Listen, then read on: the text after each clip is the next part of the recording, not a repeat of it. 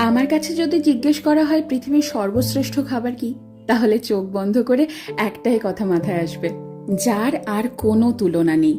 আমরা মধ্যমগ্রাম বাজার গিয়ে একেবারে বর্ষার ইলিশ কিনে এনেছি।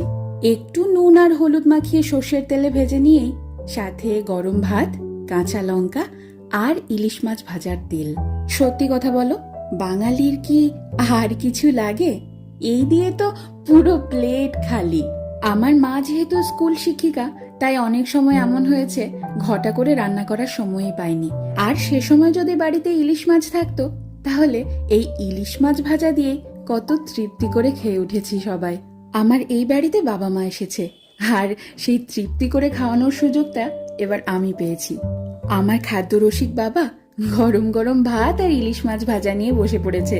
দেখো কত মজা করে খাচ্ছে, দেখেও যেন তৃপ্তি আসছে আমার।